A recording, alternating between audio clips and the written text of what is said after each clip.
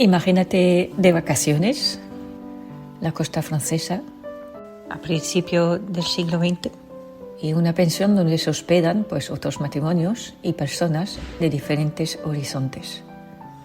Hay un ambiente cordial, relajado, de vacaciones, y cenan y comen juntos. Un día surge un evento que perturba el ambiente y la convivencia. La esposa de uno de ellos y madre de 2 hijos ha desaparecido.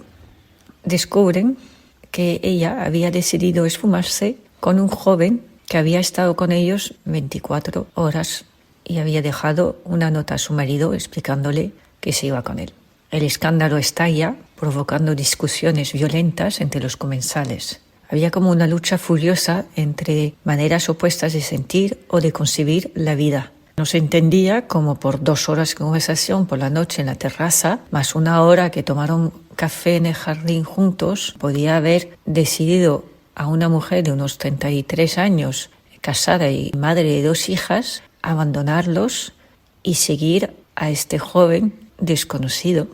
Y puede ser que nos juzguemos más fuertes, más morales y más puros que esta mujer que se mostró demasiado fácil de seducir.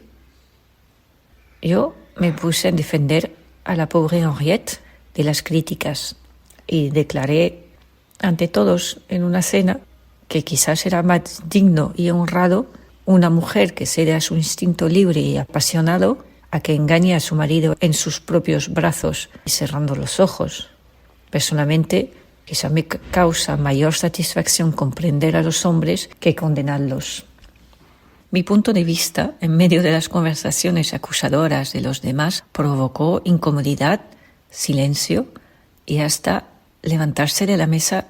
En cambio, despertó el interés de una señora que entabló conmigo una conversación insistente sobre cómo podía yo realmente excusar una conducta tan atolondrada y liviana. ¿Cómo podía creer que una mujer puede lanzarse a una aventura inocentemente, sin hacerla responsable?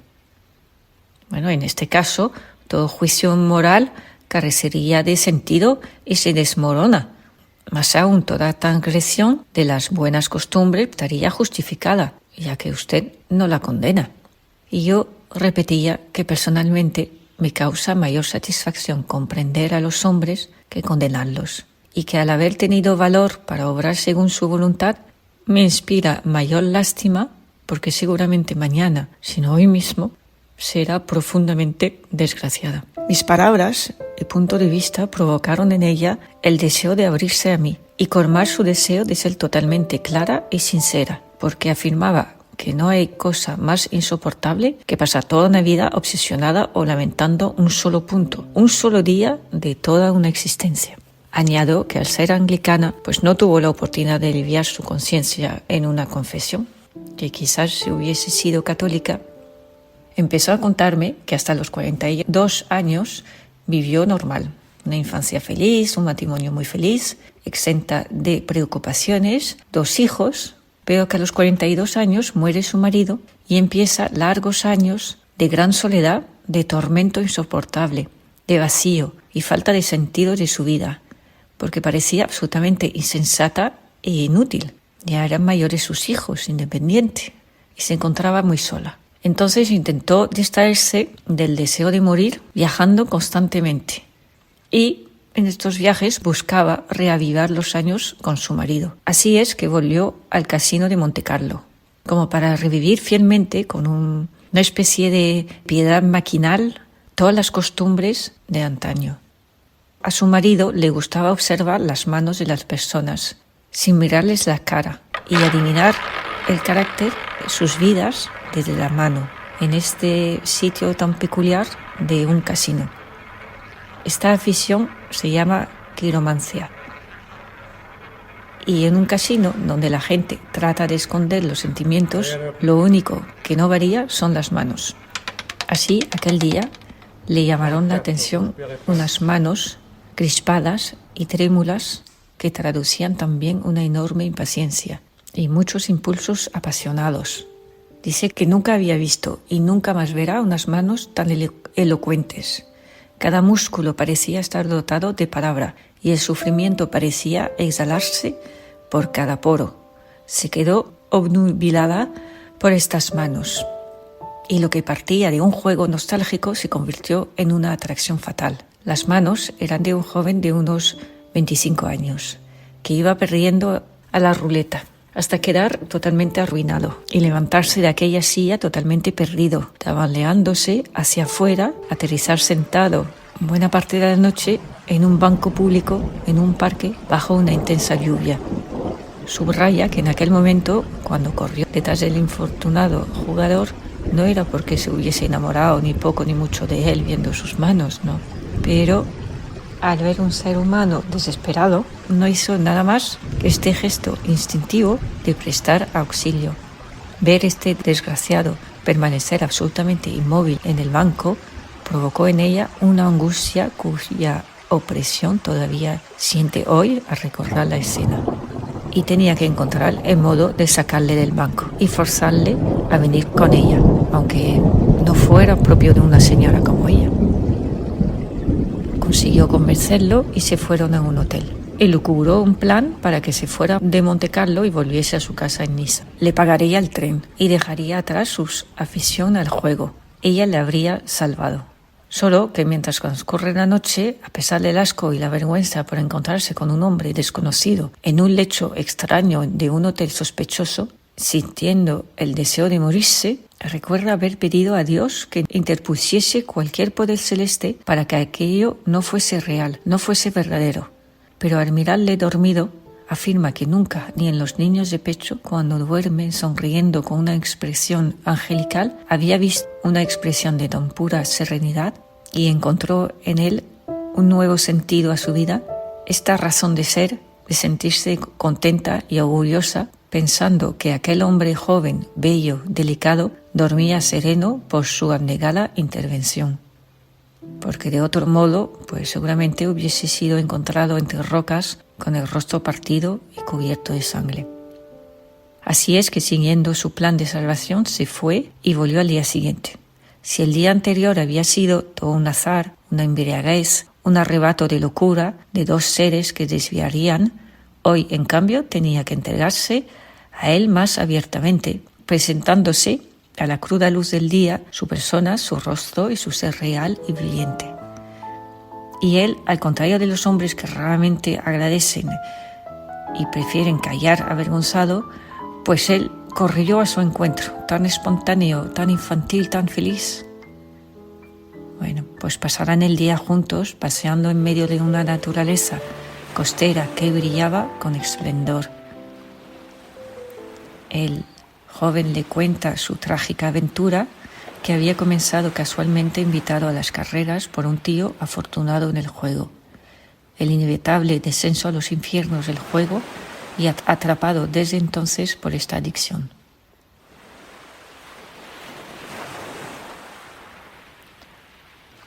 ¿Por qué no confesarlo? En aquel momento no pudo resistir aquella mirada. La gratitud nos hace felices porque son raras las ocasiones en que se nos hace visible. Toda delicadeza nos produce un efecto saludable y para ella, que era de naturaleza más bien fría y mesurada, aquella sobreabundancia de sentimiento significaba algo nuevo, agradable y felicísimo. Dieron un paseo por la Corniche y ya eran casi como dos enamorados.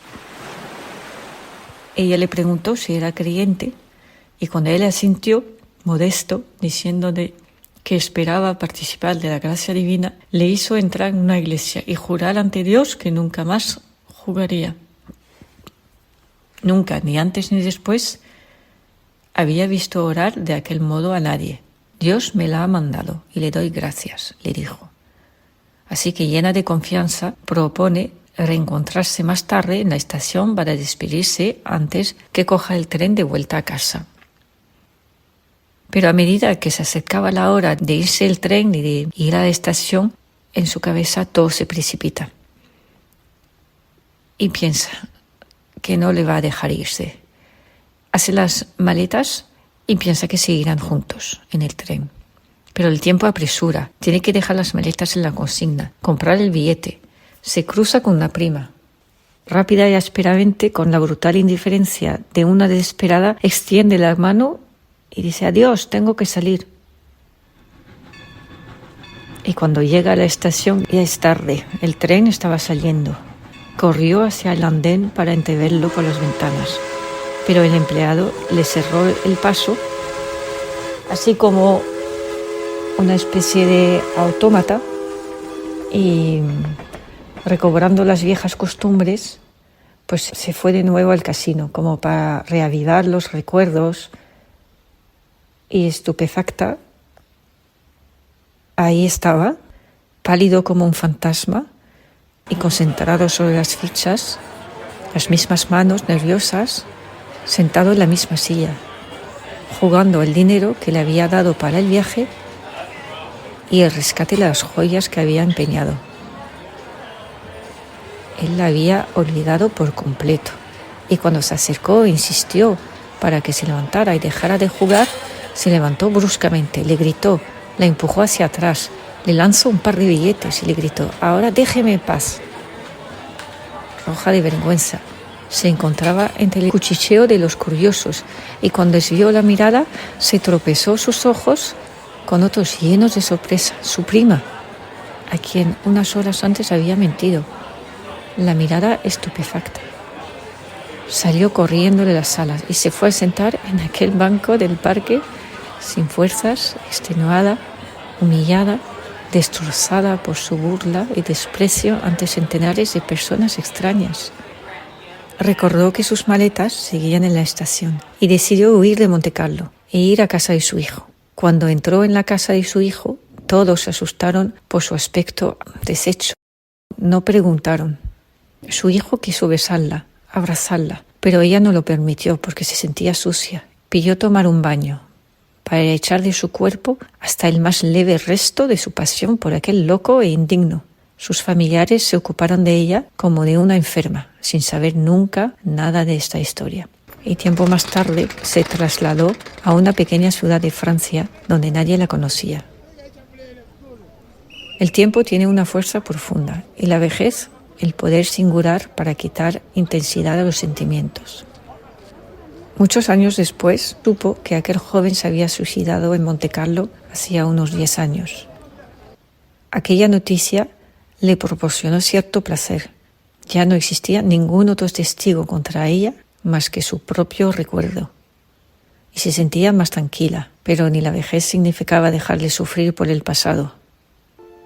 Sin embargo, cuando me oyó esta noche defender a Henriette, que se había escapado bruscamente con aquel joven y que decía que de 24 horas no eran suficientes como para decidir la suerte de una mujer, se sintió por primera vez comprendida. Y pensó que si me confesaba el secreto sobre su alma desde hace tantos años, lograría librarse de la opresión y que mañana pues podía volver a pisar estos lugares hasta el casino, sin sentir odio ni hacia él ni hacia ella misma. Así que después de haberme contado todo, sintió efectivamente como su corazón se había liberado de la losa que la abrumaba y que le había hundido lo ocurrido en el pasado para no alzarse nunca más. Se sintió aliviada, casi gozosa, y me dio las gracias por ello.